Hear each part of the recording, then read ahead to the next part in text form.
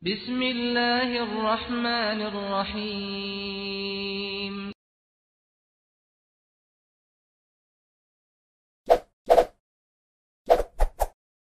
Subscribe, like, and share. Assalamualaikum warahmatullahi wabarakatuh. Waalaikumsalam warahmatullahi wabarakatuh. Alhamdulillah wa syukrulillah, la khala wa la quwata illa billah. Asyhadu an la ilaha illallah wahdahu la syarikalah wa asyhadu anna Muhammadan abduhu wa rasuluhu la nabiyya ba'dah. Allahumma sholli ala Muhammadin wa ala alihi wa sahbihi wa mawalah. Rabbi shrah li sadri wa yassir li amri wahlul 'uqdatam min lisani yafqahu qawli wa ba'du. Para peserta kajian intensif IKADI yang saya hormati dan yang dimuliakan Allah Subhanahu wa taala.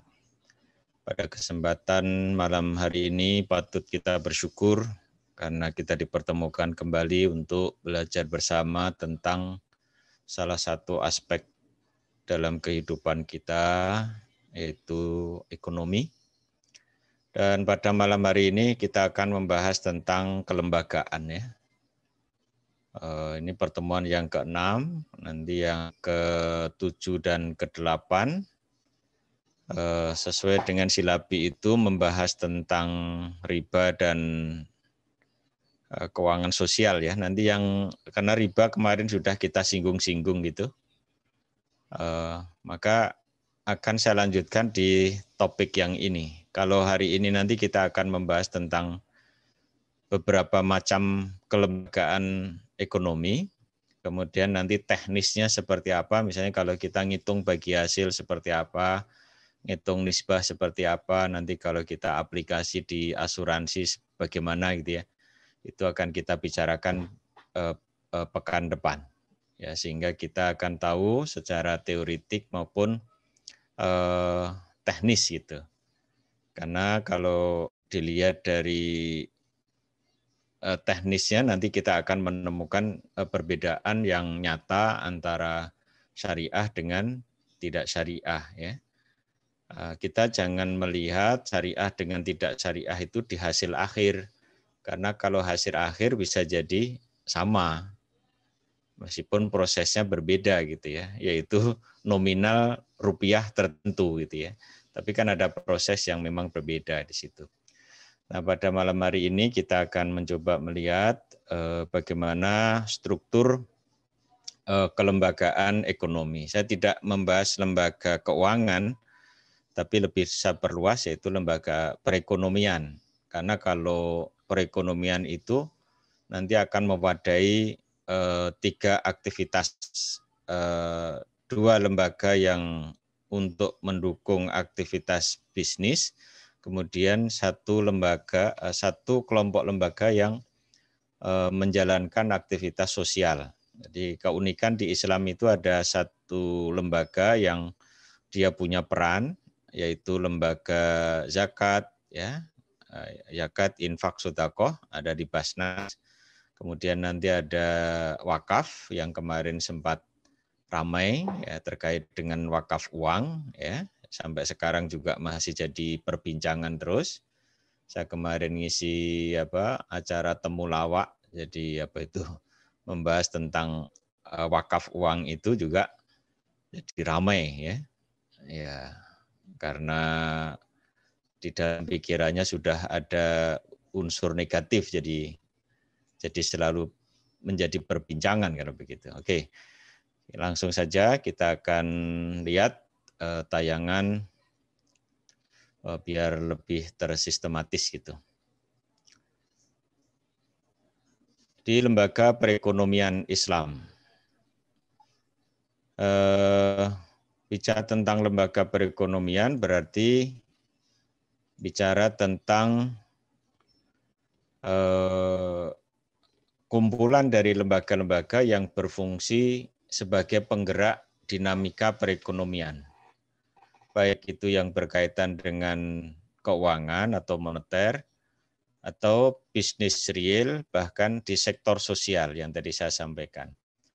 Nah, karena Islam, maka operasionalnya itu berdasarkan pada prinsip-prinsip yang telah diatur di dalam Islam. Misalnya di situ ada prinsip keadilan, ada prinsip transparan. Ya mungkin di dalam konven ada juga transparan ya.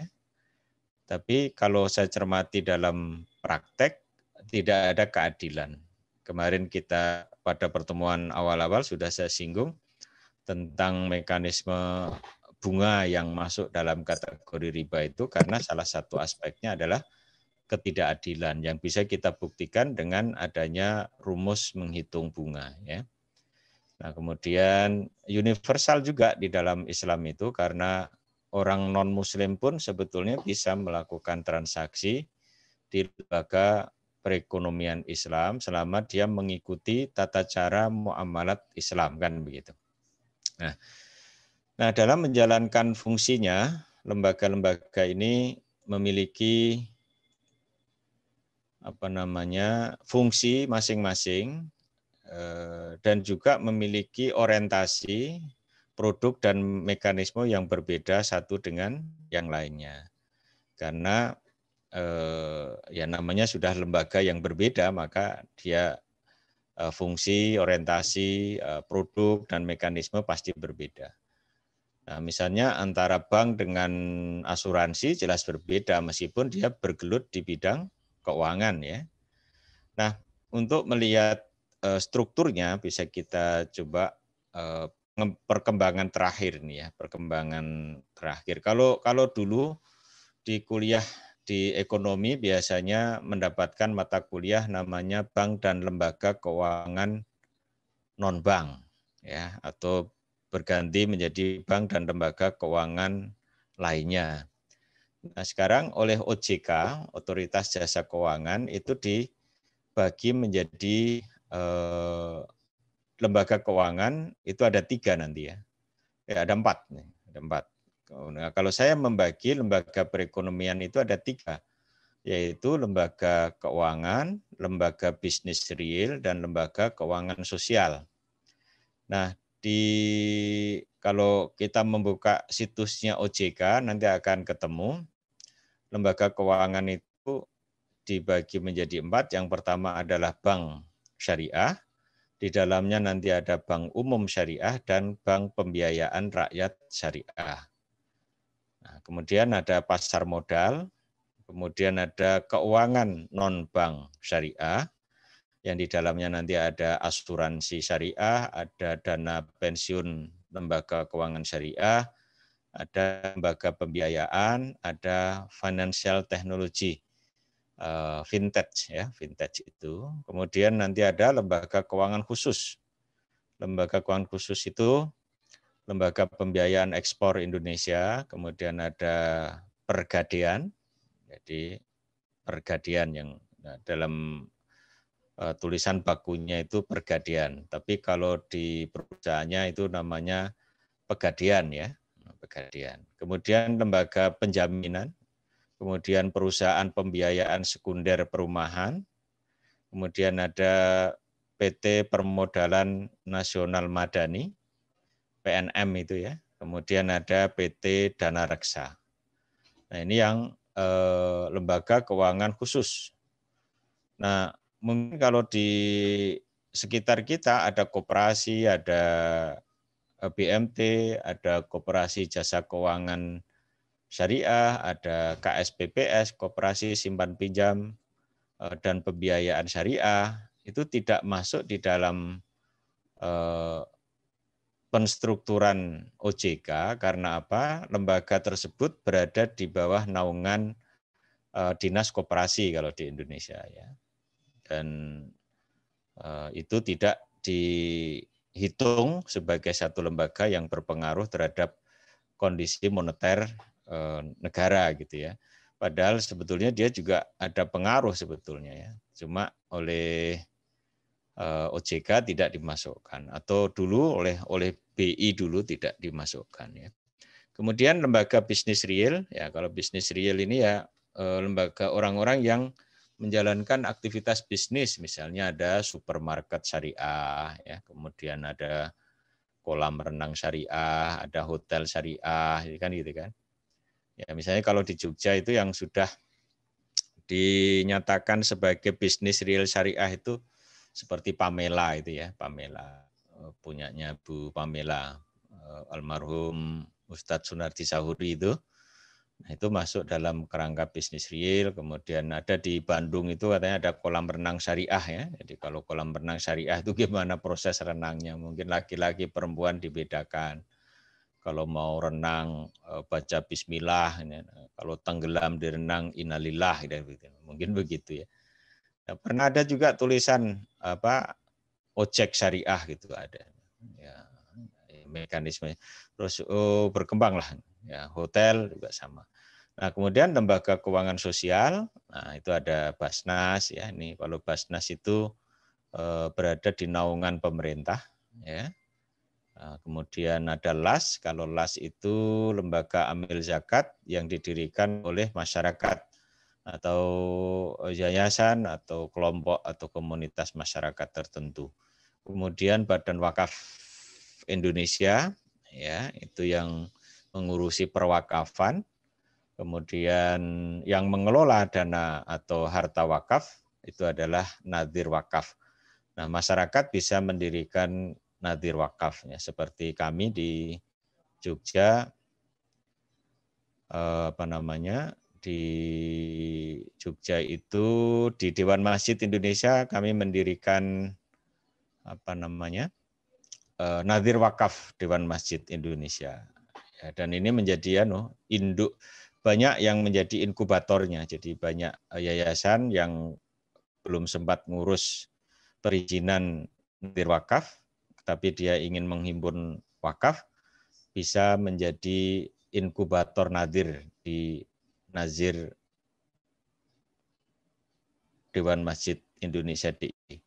Saya kasih kesempatan begitu karena nanti saya juga mendapat bagian ya. Nadhir itu dapat 10% dari hasil ya. Yang kemarin sempat pemerintah akan menggunakan dana wakaf untuk pembangunan infrastruktur, sebetulnya itu tidak bisa karena dana wakaf itu harus utuh. Tapi kalau hasil dari wakaf itu digunakan, ya selama wakifnya itu mengizinkan, sebetulnya tidak menjadi soal ya, gitu ya. Jadi ini strukturnya seperti ini. Nah, sekarang kita akan melihat satu persatu terkait dengan lembaga. Meskipun tidak semuanya karena waktu kita terbatas 1 jam ya. Ya, mungkin yang bisa yang umum ada di sekitar kita mungkin kita temui itu adalah misalnya bank syariah, kemudian pasar modal ini kan kita sudah difasilitasi bisa membeli saham kita di sini meskipun tidak ada bursa efek, kita bisa membeli saham lewat bank-bank atau perusahaan sekuritas yang ada. Ya. Kemudian yang non keuangan, non bank nanti saya akan sampaikan tentang asuransi ya, asuransi syariah. Tentunya lembaga pembiayaan ada, misalnya lembaga pembiayaan untuk pemilikan rumah atau pemilikan kendaraan. Misalnya saya sebut nama, misalnya ada Adira, ada FIF gitu ya. Itu kan lembaga pembiayaan ya diadakan karena leasing, meskipun FIF dan Adira itu juga punya leasing konvensional, itu kalau dalam perspektif syariah kan tidak dibolehkan. Karena dalam transaksinya melakukan 2 akad dalam 1 penjualan. Nah, sehingga itu tidak dibolehkan, kemudian memunculkan namanya lembaga keuangan, lembaga pembiayaan syariah itu. Kita lihat di bank syariah dulu ya. Kalau kita bicara tentang bank syariah, kita sudah punya rujukan di Undang-Undang Nomor 21 Tahun 2008. Di sana didefinisikan dari kata bank adalah badan usaha yang menghimpun dana dari masyarakat dalam bentuk simpanan dan menyalurkannya kepada masyarakat dalam bentuk kredit dan atau bentuk lainnya dalam rangka meningkatkan taraf hidup rakyat. Nah, itu definisi bank secara umum ya. Kemudian kalau perbankan syariah apa? Kalau perbankan syariah adalah segala sesuatu menyangkut tentang bank syariah. Jadi di situ ada bank syariah, ada unit usaha syariah. Nah, kalau unit usaha syariah itu adalah unit dari bank konvensional yang memiliki usaha syariah. Jadi anak perusahaan dari bank konven. Ini yang seringkali timbul keraguan di kalangan masyarakat.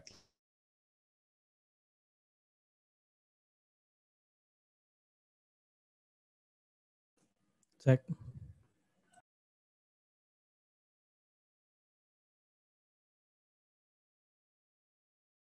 BUMN itu semuanya milik negara. Itu kalau diruntut dari sumber dananya, sumber permodalannya itu semuanya dari konven gitu ya.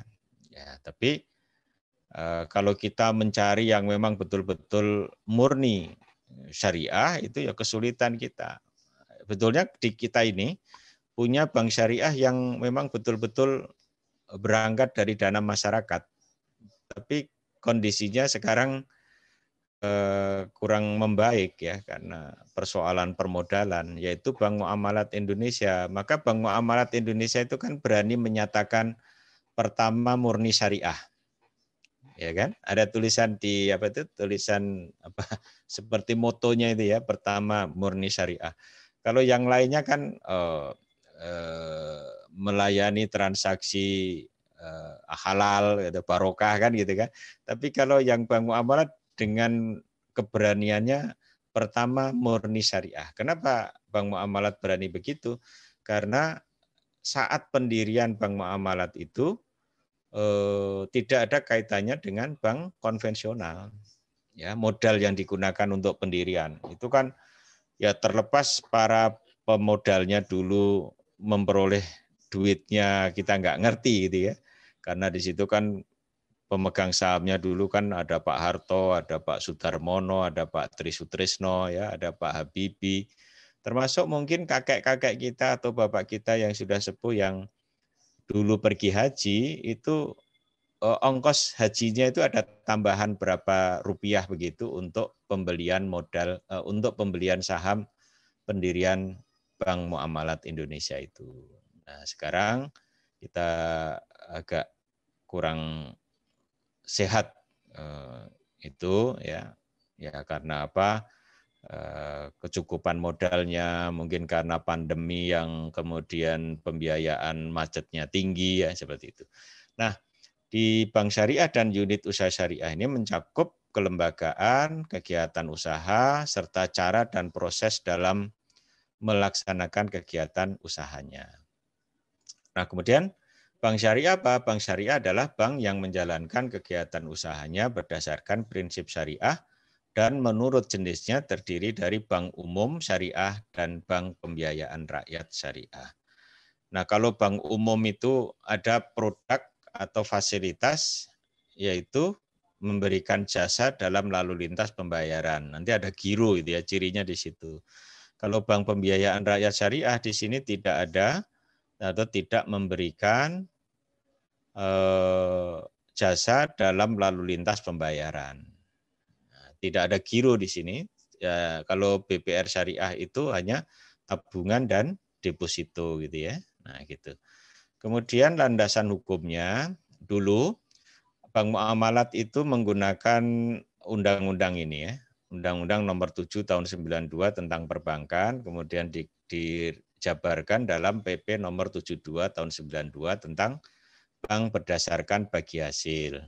Kemudian di amandemen menjadi Undang-Undang nomor 10 tahun 98 tentang perbankan syariah. Nah, kemudian dikuatkan lagi pada zamannya Pak SBY, Undang-Undang nomor 21 tahun 2008 tentang perubahan Undang-Undang nomor 10. Dan kemudian menjadi nama Bank Syariah. Gitu ya. Nah, yang undang-undang ini sudah nggak berlaku lagi, ya seperti itu. Kemudian konsep kerjanya bagaimana? Nah, konsep kerjanya kalau di perbankan syariah itu begini. Dia kan sebagai lembaga intermediasi ya, untuk intermediary institution. Jadi dia ada masyarakat yang memiliki dana, kemudian nanti memasukkan dananya ke bank. Dalam bentuk apa? Bentuknya bisa akad wadiah atau akad mudharabah.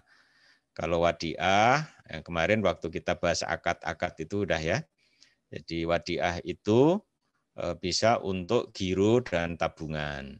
Kemudian kalau mudharabah itu bisa untuk tabungan dan deposito. Ya. Nah, kemudian dana yang masuk ke bank disalurkan dalam bentuk pembiayaan kepada masyarakat dengan berbagai macam akad. Minimal ada 3 kelompok, ada yang basisnya bagi hasil, nanti akadnya mudharabah dan atau musyarakah. Kemudian ada basis akad jual beli, nanti ada murabahah, ada istisna, ada salam ya. Meskipun salam ini sebetulnya bai asalam itu lebih tepat untuk pembiayaan pertanian ya. Jadi untuk pertanian. Kemudian ujroh atau ijaroh ya, nanti produknya bisa ijaroh untuk persewaan, atau yang pengembangan lebih lanjut ada multi jasa ijaroh ya. Multi jasa ijaroh itu untuk kebutuhan-kebutuhan yang berkaitan dengan pemanfaatan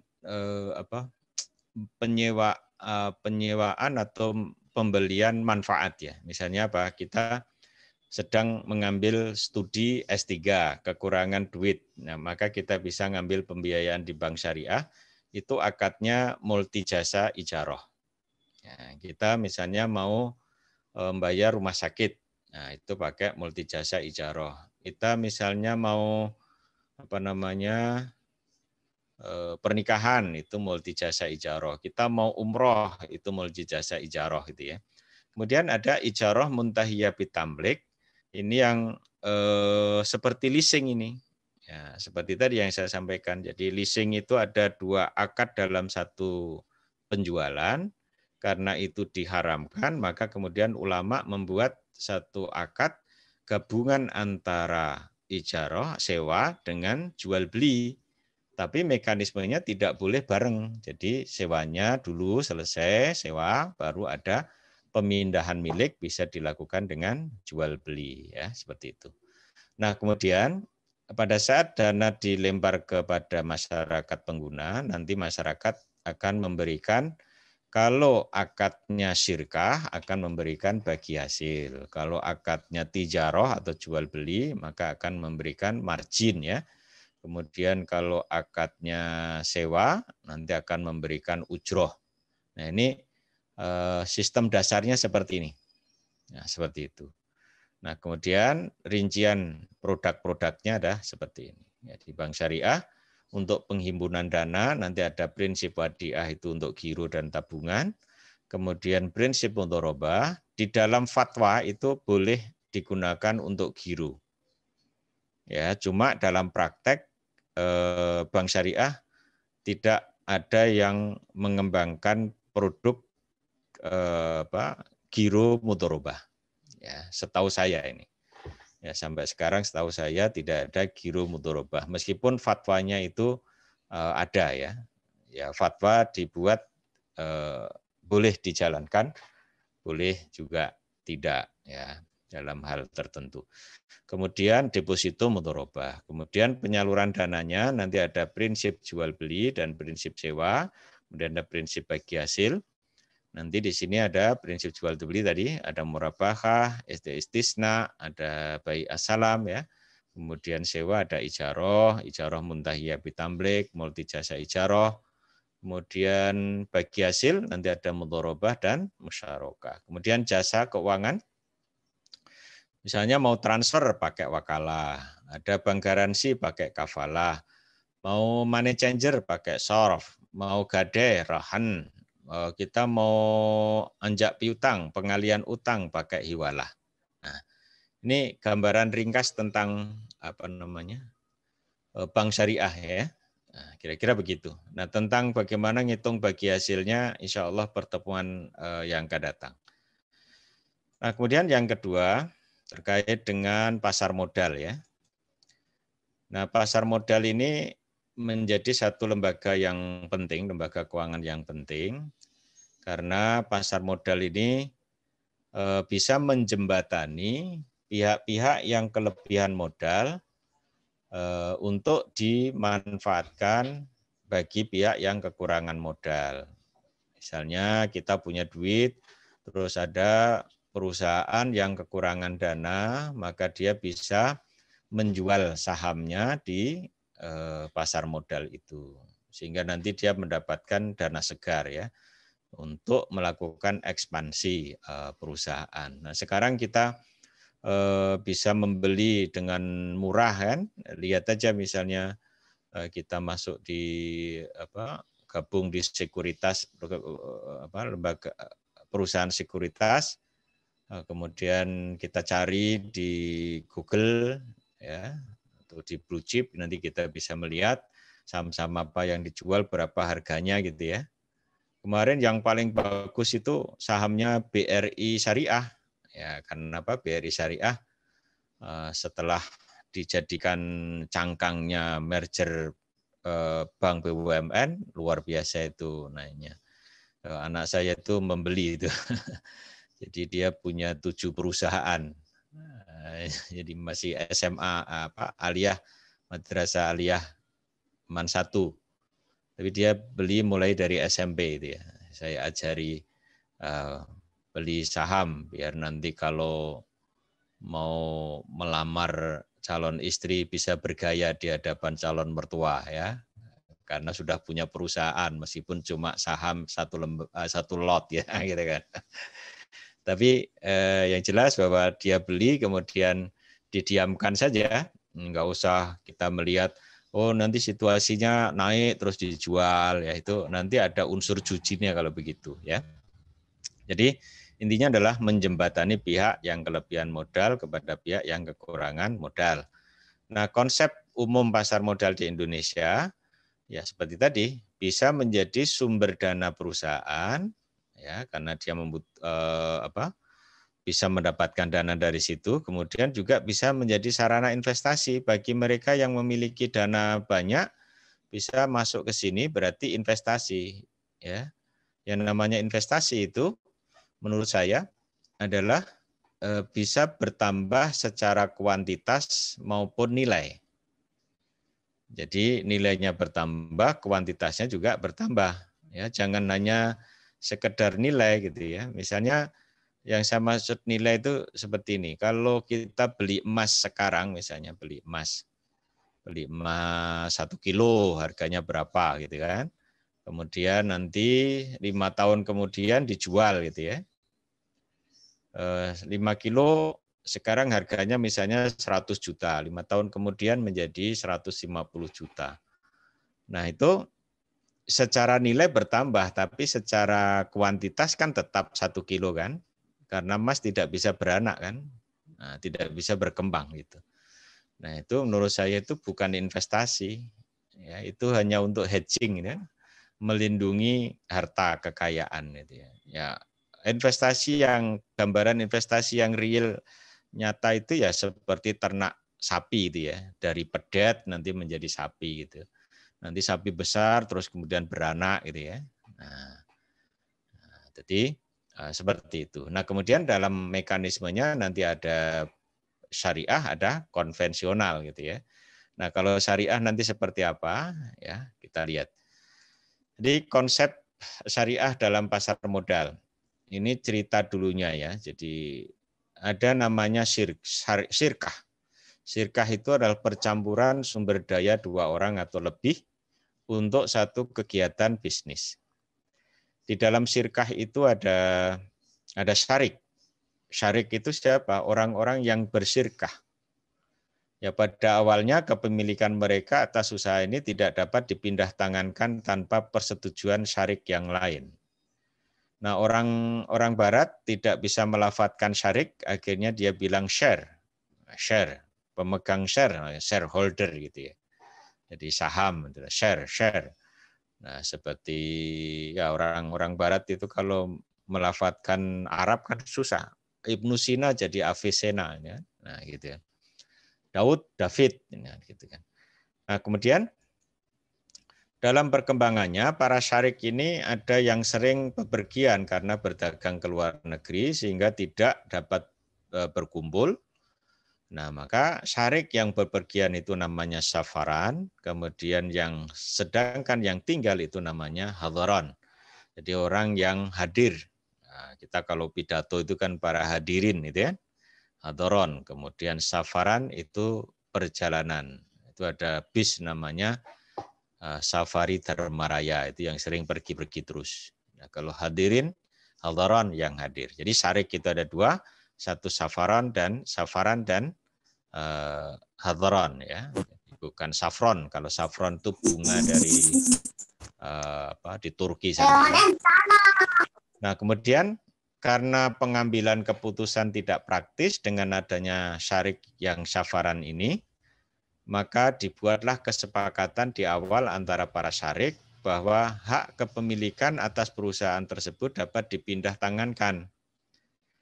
Bentuk musyarakah ini di mana para syarik dapat memindah tangankan kepemilikannya tanpa persetujuan syarik yang lain, itulah yang disebut dengan musahamah. Nah, bentuk kepemilikannya disebut dengan saham. Ya, jadi ada musahamah, kemudian bentuknya nanti ada selembaran kertas, itu yang disebut dengan saham. Ya. Lalu pengertiannya apa? Pasar modal adalah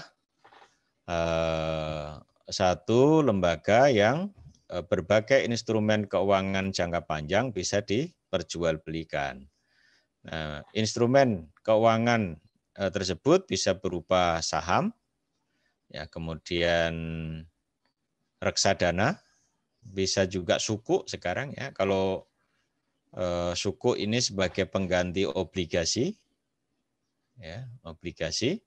Kemudian ada suku korporasi, ada suku negara, ya. Suku negara sudah banyak itu diperjualbelikan lewat bank-bank syariah, itu bisa kita ya ikut berpartisipasi membantu negara membuat proyek-proyek tertentu. Kalau kita beli suku itu ada underlying asetnya ya. Ada underlying asetnya apa misalnya yang dijaminkan oleh negara. Ya, misalnya ada GBK, gedung apa itu, Gelora Bung Karno itu. Nah, itu jadi apa namanya? Jadi underlying dari suku negara ya. Nah, kemudian apa fungsi pasar modal? Ya, memungkinkan bagi masyarakat berpartisipasi dalam kegiatan bisnis dengan memperoleh bagian dari keuntungan dan risiko. Jadi kalau kita bisnis investasi itu ya kata Rasulullah ya al-ghunmu bil ghunmi al-kharaj bi dhaman. Kalau ingin keuntungan harus berani menanggung risiko. Kalau ingin pendapatan ya harus nanggung biaya ya. Kemudian memungkinkan para pemegang saham menjual sahamnya guna mendapatkan likuiditas. Ya, kalau kita butuh saham bisa kita jual di situ. Nah, kalau kita ikut PT kan untuk menjualnya agak susah gitu ya. Kita jual kepada partner kita biasanya. Kemudian memungkinkan perusahaan meningkatkan modal dari luar untuk membangun dan mengembangkan lini produknya. Jadi kalau apa misalnya ada perusahaan yang kekurangan dana, dia bisa ambil di situ. Ya. Kemudian memisahkan operasi kegiatan bisnis dari fluktuasi jangka pendek harga saham. Nah, ini biasanya yang berlaku di konven. Ya. Kemudian memungkinkan investasi pada ekonomi yang ditentukan oleh kinerja kegiatan bisnis yang nanti akan terlihat pada harga saham. Jadi kalau harga sahamnya tinggi itu berarti kinerja perusahaan menggambarkan tentang nilai perusahaan. Oke. Kemudian pasar modal yang ideal, ini ada karakteristiknya. Yang ideal itu harus memenuhi unsur etik dan transparan di samping dengan adanya unsur efisien. Etik dan fair, terdapat kesamaan kesepakatan bagi seluruh pihak yang melakukan transaksi, tidak ada namanya penggorengan saham, ya, tidak ada istilahnya itu, ada najasi, ada gharar, ada short selling. Jadi barang belum ada di tangan sudah diperjualbelikan, tidak boleh di situ kan. Nah, sehingga orang masing-masing pihak nanti mendapatkan informasi yang sama dan relevan untuk mengevaluasi aset keuangan yang akan dibeli. Nah, karakteristiknya apa? Di dalam pasar modal yang syariah itu harus bebas dari pemaksaan. Kemudian bebas dari salah interpretasi. Kemudian hak untuk mendapatkan informasi yang sama. Jangan sampai, ya biasanya kalau kita beli barang second itu kan informasi yang utuh itu ada pada penjual, ya. Kita pembelinya kadang-kala ditipu, ya, seperti itu. Kemudian hak untuk memproses informasi yang sama.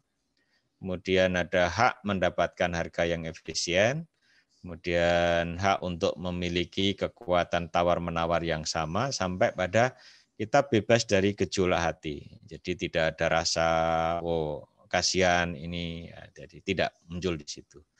Nah, kalau kita akan membeli saham yang ada di pasar modal syariah, itu bisa kita lihat di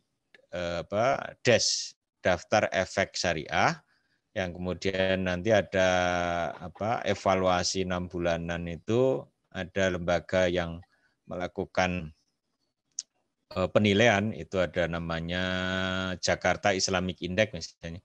Di situ ada 30 saham yang bagus, ya. Kalau mau diperkecil lagi, misalnya 5 besar gitu ya. Kalau di konven kan ada LQ45 misalnya. Nah, itu adalah teknik-teknik untuk mencari keamanan, ya. Jangan sampai kita membeli saham yang tidak masuk di dalam kategori itu tadi. Karena itu nanti dievaluasi setiap 6 bulan sekali, dia bisa masuk, bisa keluar gitu ya. Jadi suatu ketika yang masuk 30 saham di Jakarta Islamic Index dalam jangka waktu tertentu, dia bisa keluar. Karena mungkin ada beberapa hal yang tidak terpenuhi di dalam proses bisnisnya misalnya, ya, atau karena kondisi keuangan perusahaan yang tidak bagus, ya, seperti itu, ya. Ini adalah pasar modal. Nah, kemudian yang ketiga, kita masuk di lembaga keuangan non bank syariah. Saya akan memberikan contoh tentang asuransi, ya. Nah, asuransi ini juga menjadi hal yang perdebatan, ya. Ya, di kalangan ulama kita ada. Ya, pokoknya kalau hal-hal yang seperti ini, utamanya dalam hal non ibadah, itu biasanya pasti ada perbedaan pendapat. Ibadah saja ada perbedaan, kan. Nah, misalnya gitu. Perbedaan apa? Antar mazhab fikih berbeda. Sholat itu niatnya dizaharkan atau disirkan gitu kan. Nah, itu kan ada banyak pendapat. Kemudian misalnya nuting pas tahiyat awal atau akhir itu. Saat nuting itu kan beda-beda itu ya. Ada yang pas asyhadu, ada pas saat tahiyat langsung nuting, ada yang pas asyhadu alla ilaha illallah atau pas illallahnya, ya, kemudian mutar-mutar dan seterusnya. Apalagi misalnya wudhu dalam ibadah wudhu juga ada beda-beda, ya. Kalau mazhab Imam Syafi'i saat membasuh muka seperti apa, Imam Malik seperti apa, dan seterusnya. Nah, apalagi dalam hal muamalat, dalam hal lembaga keuangan, bisa jadi masing-masing ulama itu berbeda. Ya, termasuk apalagi hal yang istihati, seperti yang sekarang sedang berkembang, wakaf uang itu, di kalangan imam mazhab sendiri, misalnya ada sebagian pengikut mazhab Syafi'i tidak membolehkan, tapi ada beberapa yang membolehkan, misalnya gitu kan. Nah, asuransi ini menurut etimologi dalam bahasa Arab itu istilahnya adalah takaful, ya. Maka kalau di Indonesia asuransi yang pertama kali muncul itu namanya asuransi takaful. Karena berasal dari akar kata kafala. Ya. Nah, dalam ilmu tasrif atau sorof ya, takaful itu termasuk dalam barisan bina muta'addi, yaitu tafa'ala, yang berarti saling menanggung. Nah, atau ada yang mengartikan saling menjamin. Nah, kemudian ada tokoh atau ahli yang mendefinisikan, Fahmi, yang kemudian dikutip oleh Fazlur Rahman, ya, mendefinisikan asuransi itu adalah satu kontrak di mana seseorang disebut penjamin asuransi yang menjalankan, kemudian sebagai balasan jasa atas imbalan yang telah disetujui yang disebut dengan premi untuk membayar orang lain yang diasuransikan yang disebut tertanggung sejumlah uang atau yang senilai atas satu kejadian tertentu. Nah, peristiwa tertentu itu harus unsurnya tidak menentu ya, ketidakpastian itu. Peristiwa tersebut mungkin berupa masalah asuransi jiwa dalam kenyataan bahwa peristiwa ini dapat terjadi sebagai kejadian sehari-hari. Kemudian satu kenyataan bahwa peristiwa yang dialami disebabkan oleh kecelakaan bisa juga gitu kan. Nah, ini asuransi biasanya terkait dengan musibah gitu ya. Nah, kemudian Profesor Juwaya S. Praja mengatakan takaful itu adalah saling memikul risiko di antara sesama orang sehingga antara satu dengan lainnya menjadi penanggung atas risiko yang lain. Saling pikul risiko ini dilakukan atas dasar tolong-menolong dalam kebaikan dengan cara masing-masing mengeluarkan dana ibadah atau disebut dengan tabaruk, ya, yang ditujukan untuk menanggung risiko tersebut. Nah, kemudian dalam praktek di dalam asuransi konven itu ada hal-hal yang melanggar ketentuan syariat. Misalnya ada unsur gharar, ada unsur maisir, ada unsur riba, ya. Nah, karena ini bab masalah muamalat, hal-hal ini kan bukan zatihi ya, bukan karena zat tapi karena perbuatan atau transaksi, berarti dia bisa dihilangkan. Maka kemudian nanti bisa dikembangkan mekanisme asuransi yang tidak mengandung unsur gharar, tidak ada maisir, tidak ada riba. Ya, maka muncullah asuransi syariah. Nah, di situ ada dua atau beberapa pihak yang berasuransi syariah, kemudian nanti ada pengelola asuransi tersebut. Nah, program perlindungannya dalam asuransi syariah ini bertumbuh pada konsep ta'awanu 'alal birri wat taqwa, ya. Jadi tolong menolong dalam kebaikan dan takwa, atau dengan at-ta'min atau dia rasa aman, yang menjadikan semua peserta asuransi sebagai keluarga besar yang saling menjamin dan menanggung risiko satu sama lainnya. Jadi ini pengembangan konsepnya ya. Nah, kemudian landasan teori dalam asuransi, kalau zaman Nabi dulu di Madinah itu ada namanya mekanisme al-aqilah. Ini konsep pertama kali tentang asuransi. Di Madinah sudah dijalankan oleh Rasulullah. Al-aqilah itu adalah satu mekanisme orang tua atau keluarga pembunuh menanggung beban ahli waris yang terbunuh. Jadi orang tua atau keluarga pembunuh menanggung beban ahli waris yang terbunuh. Itu aqilah. Kemudian kalau takaful itu tolong menolong, saling bertanggung jawab, saling bekerja sama, dan saling membantu, saling melindungi. Kemudian akadnya nanti tidak menggunakan jual beli, tadabuli, ya, tapi menggunakan dua akad.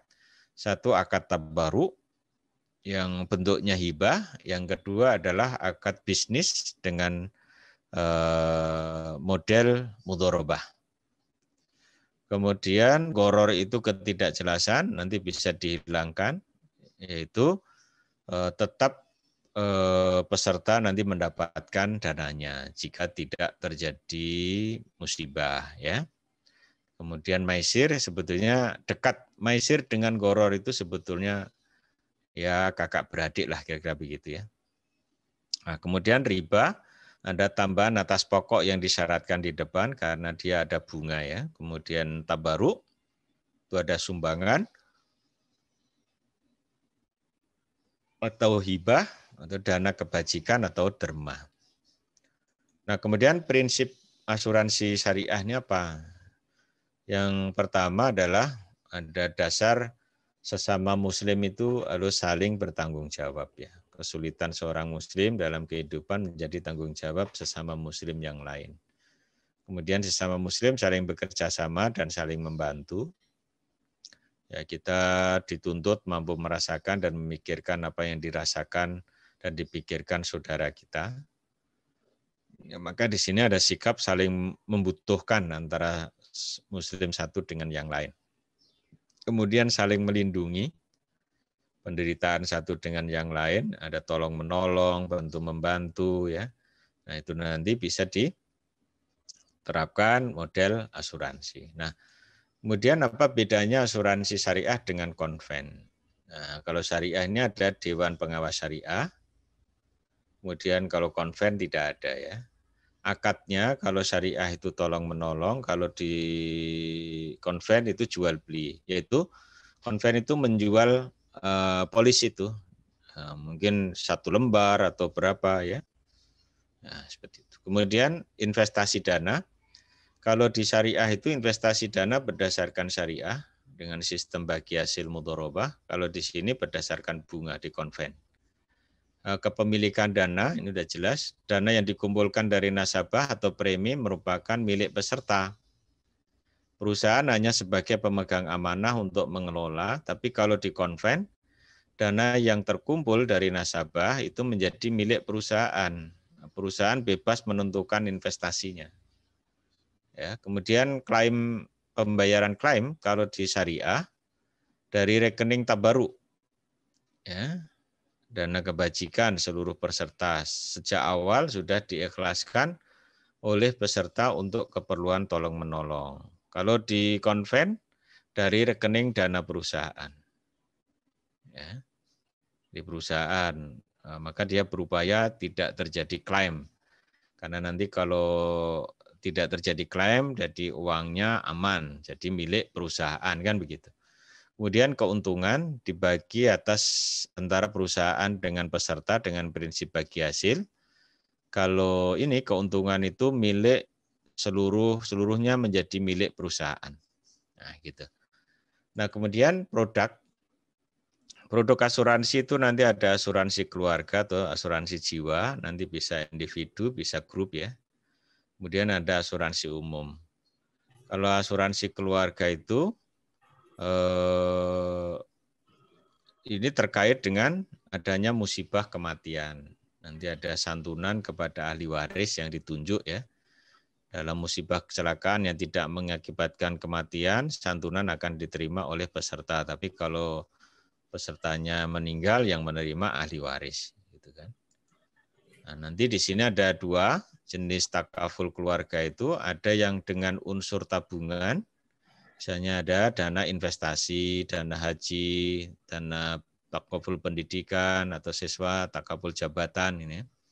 Kemudian ada asuransi takaful tanpa unsur tabungan. Ada takaful kecelakaan diri, khairat keluarga, majelis taklim, ini biasanya komunitas gitu, ya. Misalnya siswa juga boleh. Kecelakaan siswa, perjalanan umroh, perjalanan haji, ya.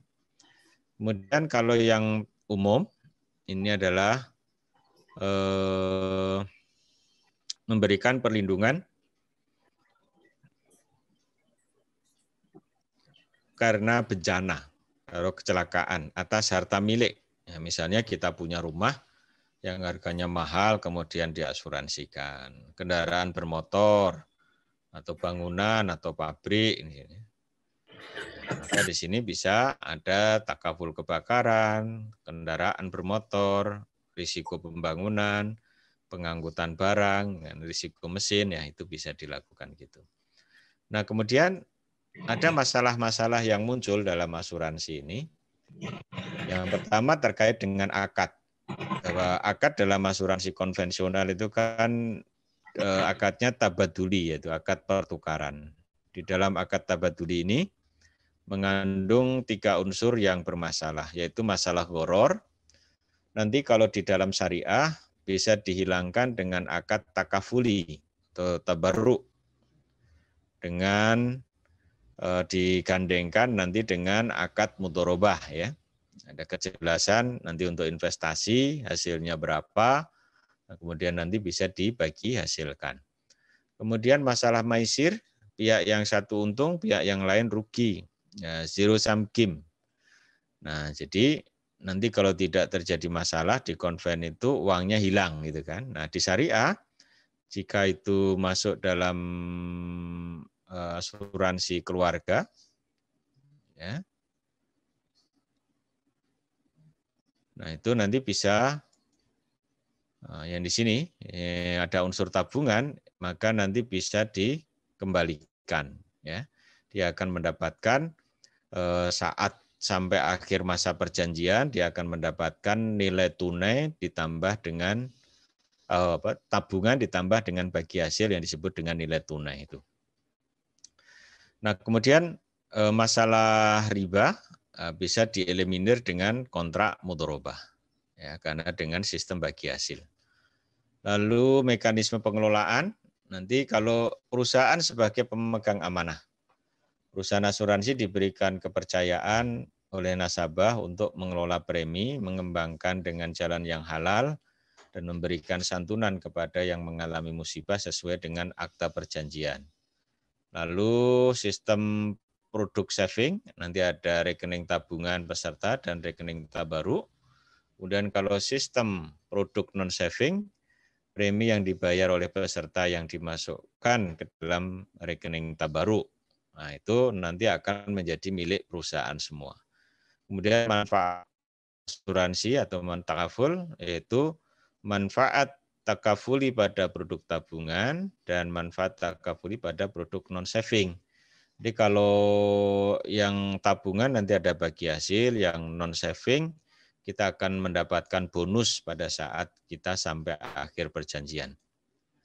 Nah, sumber-sumber biaya ada namanya bagi hasil atau bagi hasil surplus underwriting. Bagi hasil ini diperoleh dari surplus underwriting yang dibagi secara proporsional antara peserta dengan pengelola dengan nisbah yang telah ditetapkan sebelumnya. Kemudian sumber biaya yang lain adalah bagi hasil investasi.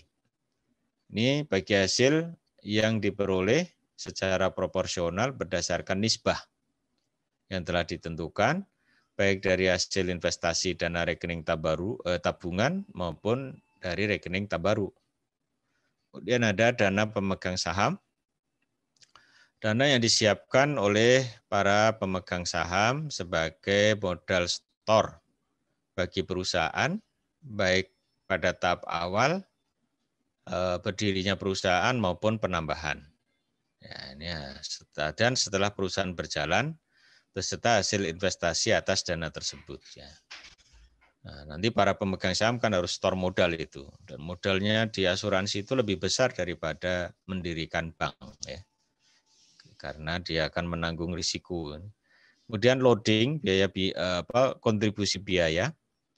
Ini biaya dibebankan kepada peserta di tahun pertama, yang ini digunakan untuk bisa jadi komisi agen atau biaya penagihan inkaso atau biaya administrasi yang memang melekat di situ. Itu antara 20% sampai 30%. Ya. Kemudian ada masalah underwriting. Underwriting itu apa? Underwriting adalah proses penaksiran mortalitas atau morbiditas calon tertanggung untuk menetapkan apakah calon tertanggung itu dapat ditutup asuransinya nanti. Kemudian yang kedua, klasifikasi risiko yang sesuai dengan atau bagi tertanggung itu. Jadi risikonya dia apa, ya.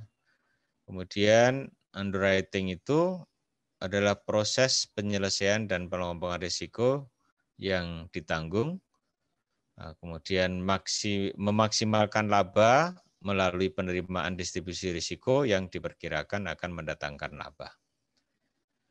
Lalu faktor yang berpengaruh terhadap risiko, misalnya umur, jenis kelamin. Nah, nanti ada aspek medik, ya, misalnya kondisi fisik, sejarah personal, ya, kemudian ada status keuangan, kemudian ada pekerjaan. Itu kan hal-hal yang bisa menyebabkan timbulnya risiko pada seseorang. Nah, untuk mendapatkan risiko ini, kita bisa mencari informasi dari diberikan aplikasi, nanti diisi penyakit yang pernah dialami selama mungkin 3 tahun terakhir apa gitu ya. Bisa juga pemeriksaan medik ya, atau paramedikal, itu bisa. Kemudian tes laboratorium. Nah, kemudian pernyataan dokter jaga misalnya, itu bisa ya. Kemudian pola operasional ada 2, satu produk asuransi dengan unsur tabungan.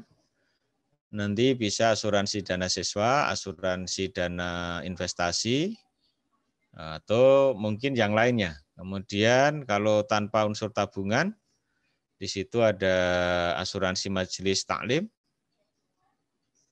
kemudian asuransi kecelakaan, kemudian yang semacam itu juga bisa. Nah, mekanismenya seperti ini. Nanti ada perusahaan, ada peserta melakukan hubungan bisnis dengan akad mudharabah. Rekening dipecah jadi 2, ada rekening peserta, tabungan, tabaruk, ya, kemudian dana dikumpulkan.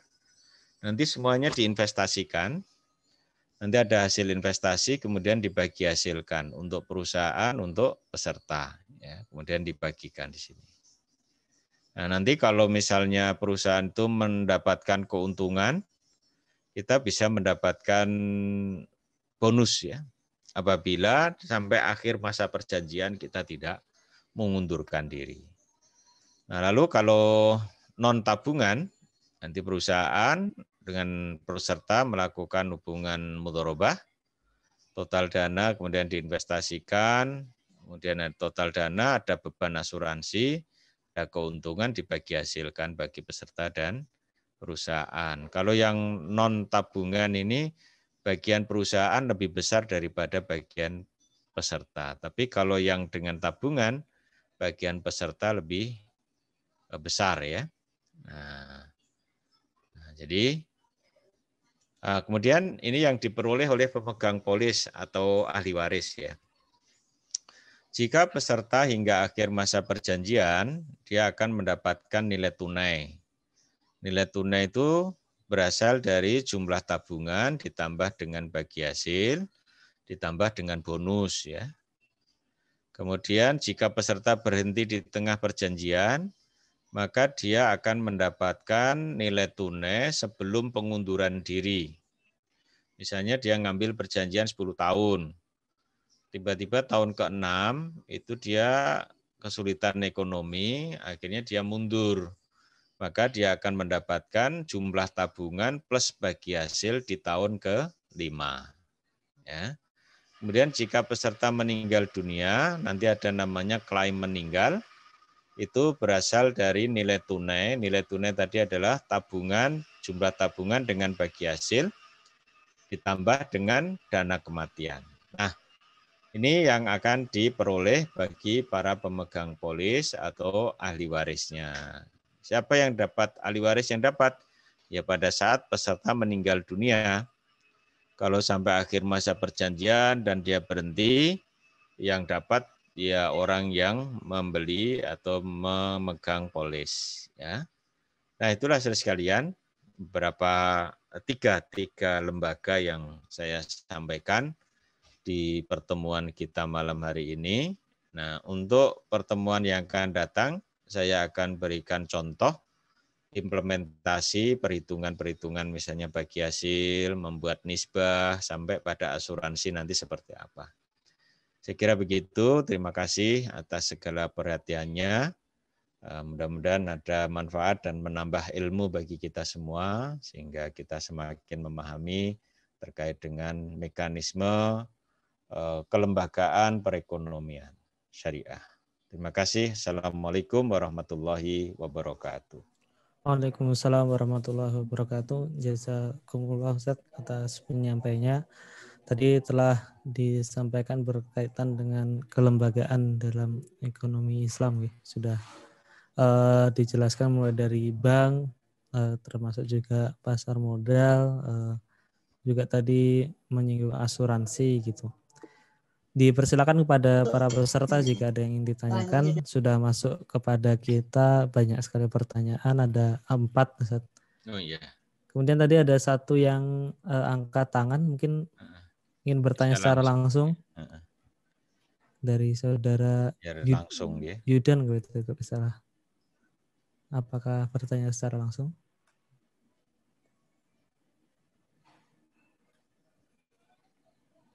Ya, kalau tidak saya bacakan saja ya. Ya. Dari saudara Farida. Assalamualaikum Ustadz. Waalaikumsalam warahmatullahi wabarakatuh. Bagaimana dengan deposito? Apakah diperbolehkan dalam Islam? Demikian juga dengan kartu kredit, Ustadz. Ya. Deposito, kalau di deposito syariah nggak apa-apa. Ya, karena nanti kan kita pakai bagi hasil ya. Di deposito syariah tidak apa-apa, itu ada di bank syariah kalau deposito ya. Kalau kartu kredit itu di bank syariah ada juga yang mengeluarkan, tapi itu terjadi perdebatan ya. Jadi dari sisi dulu Bank Indonesia itu agak mengerem adanya kartu kredit itu. Karena apa? Kartu kredit itu kan mendorong orang untuk konsumtif ya. Tetapi kadang-kala kalau kita melakukan transaksi atau pergi ke luar negeri itu biasanya ditanya kartu kredit. Ya. Jadi kalau nggak punya kartu kredit kadang-kala kita sulit untuk ke sana. Jadi ya kalau kita berada di Indonesia, kalau saran saya tidak usah menggunakan kartu kredit karena kita merasa ada uang banyak gitu ya. Tapi nanti kita akan membayar juga, dan kadang-kadang kalau kita terlalu jor-joran nanti malah terlalu banyak pengeluaran kita. Ya, secukupnya kita bisa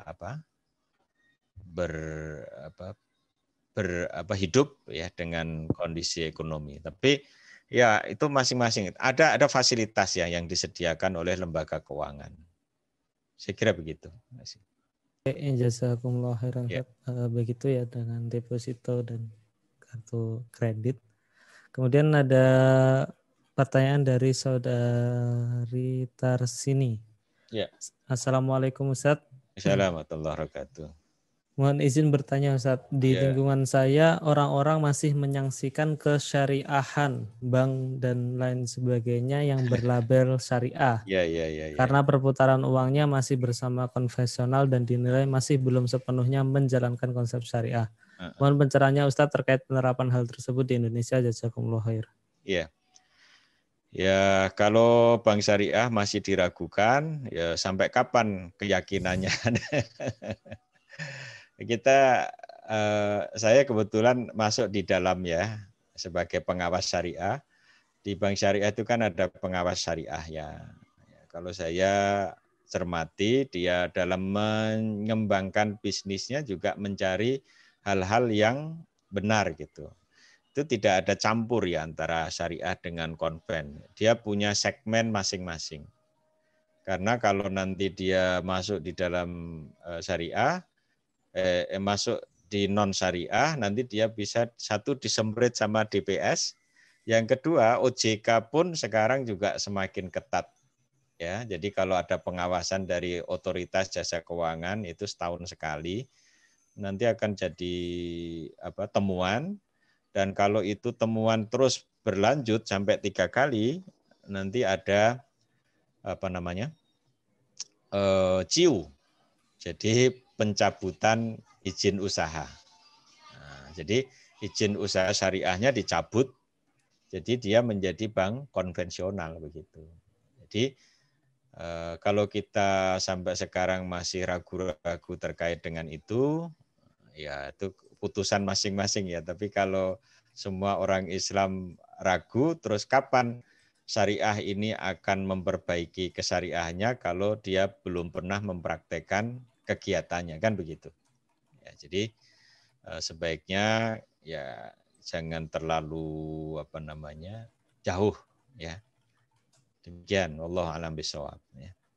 Baik, jazakumullah khairan Ustaz. Kemudian selanjutnya ada pertanyaan dari saudara Hasto berkaitan dengan yang baru nih Ustaz. Ustaz, Ya. merger bank-bank syariah menjadi BSI, bank-bank syariah BUMN yang menjadi BSI baru saja terjadi itu lebih banyak manfaatnya atau mudaratnya bagi umat Islam Ustaz? Iya. Ya, kalau saya lihat ya, kalau 3 bank menjadi satu berarti asetnya semakin gede, modalnya semakin gede. Nah, ini kalau misalnya orang Islam mau memanfaatkan semuanya, kita sudah semuanya percaya ya, kita berbondong-bondong ke situ ya manfaatnya nanti akan lebih besar gitu ya. Terus misalnya ada dalam tanda petik kita menekan ya seperti yang kemarin organisasi keagamaan di Indonesia yang menekan mau narik dananya itu. Kalau nanti di merger kok tidak peduli kepada UMKM, maka dananya akan ditarik gitu kan.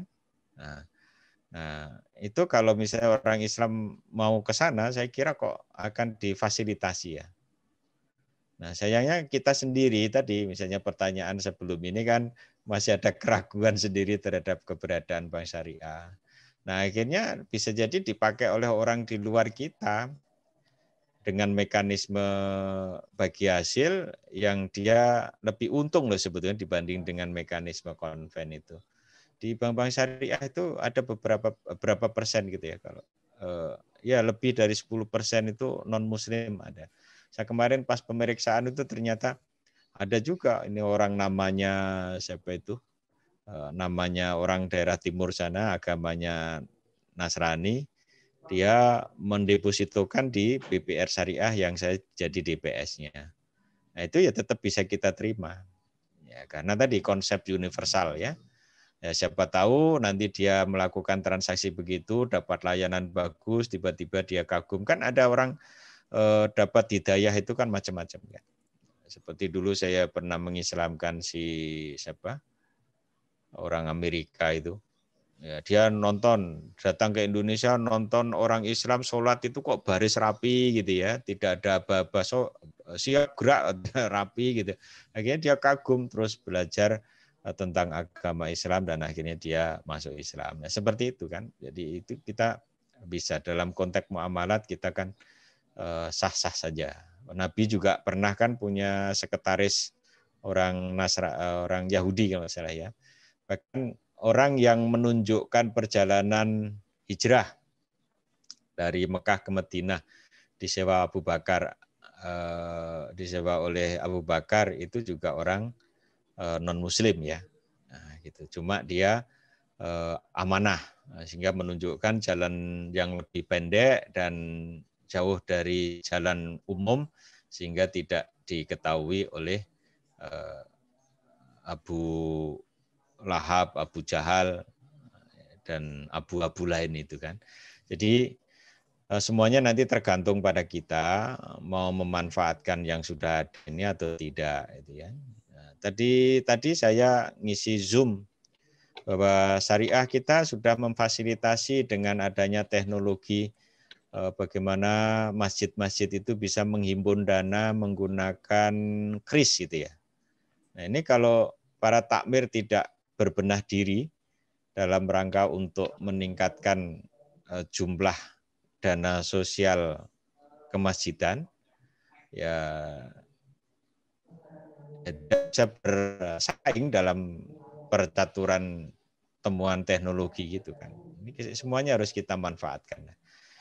Saya kira begitu ya. Allah alam bisawab. Baik, syukran. Bisa jadi sarana siar juga ya. Iya. Ya kita sekarang ini kan juga Mau nggak mau kan akhirnya harus pakai Zoom. Iya. Baik, Iya, dari saudara selanjutnya Ustaz, dari iya, saudara Lailin Fatkiah. iya, Izin bertanya Ustaz, jika iya. sebuah bank syariah tidak lagi memiliki modal sehingga tidak bisa lagi beroperasi, apakah semua uang yang disimpan di sana tidak bisa diambil oleh nasabah? Ya, ya, semua bank sekarang kan ikut namanya LPS kan, Lembaga Penjamin Penjamin Simpanan. simpanan. Ya, sehingga kita relatif aman. Dan kemudian kalau misalnya dananya itu kita menitipkan dalam bentuk wadiah, itu tetap kembali. Yang kalau kita mau menerapkan syariah yang benar, itu yang pakai akad mudorobah ya. Jadi akad mudorobah itu kalau misalnya banknya mengalami satu kerugian dan kalau tidak dijamin oleh LPS, maka ya bisa hilang gitu kan.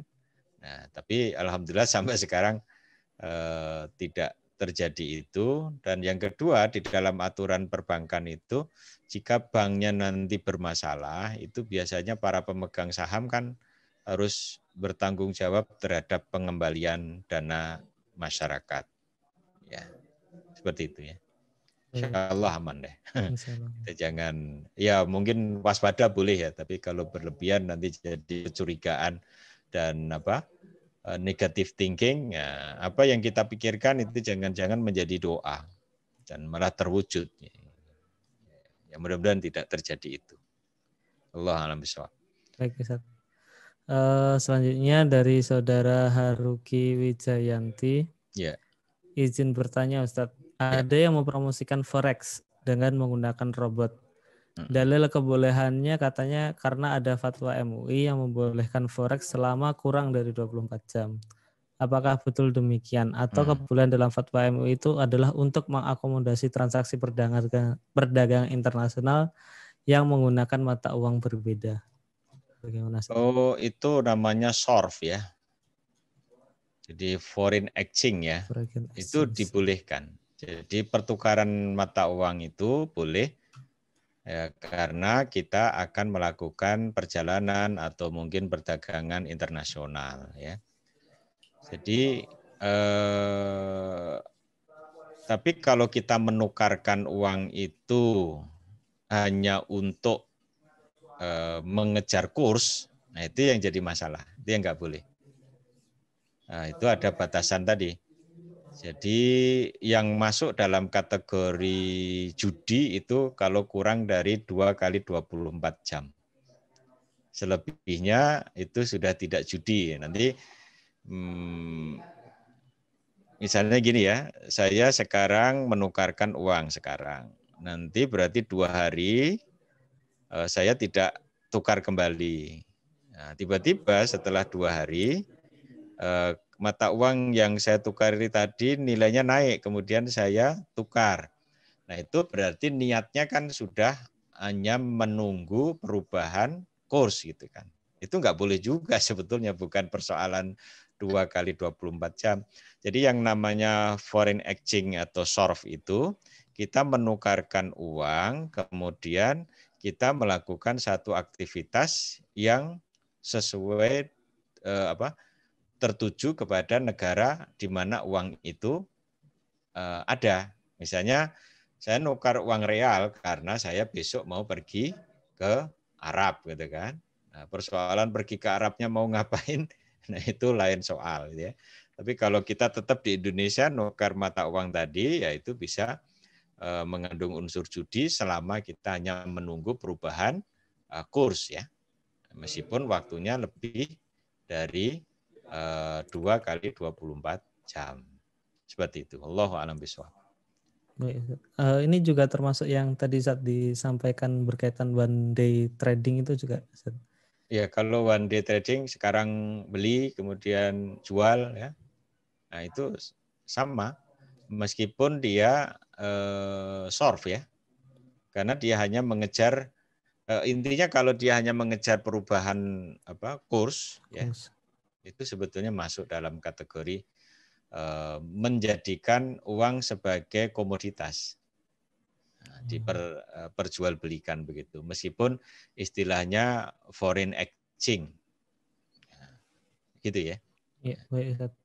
Kemudian ada satu lagi terakhir ini dari saudara Rizali SW.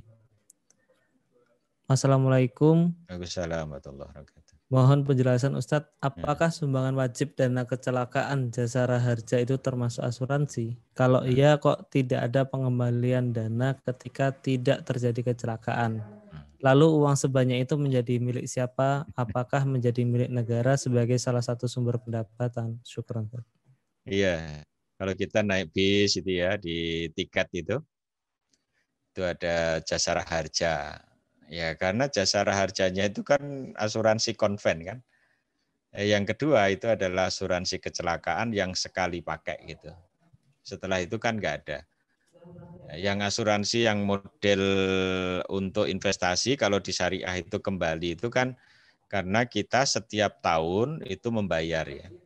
Nanti kalau seperti di syariah juga ada yang cuma sekali bayar, jika tidak terjadi kecelakaan tidak mendapatkan apa-apa. Misalnya tadi asuransi kecelakaan, kalau perguruan tinggi mengasuransikan mahasiswanya misalnya gitu ya, itu bisa, itu sama ya.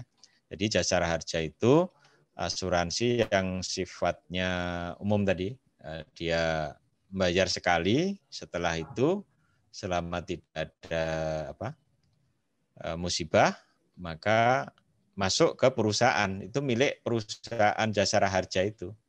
Nah, jasara harja itu milik siapa? Kalau itu milik pemerintah berarti masuk di pemerintah, ya, seperti itu. Nah, tapi yang namanya jasara harja itu kan masih ada hubungannya mungkin dengan Kementerian Perhubungan ya, karena yang mengatur tentang lalu lintas. Dan kalau kita naik bis ada tiket itu harus disimpan sampai jadi kita berangkat sampai tujuan itu harus disimpan karena nanti kalau terjadi apa-apa bisa digunakan untuk klaimnya. Kadang-kadang kan kita itu menganggap remeh tiket yang kita beli kemudian diempel-empel gitu, dilipat-lipat untuk mainan akhirnya dibuang. Ternyata ada satu masalah. Nah, nanti kita tidak bisa mendapatkan klaim misalnya gitu kan. Ya, seperti itu.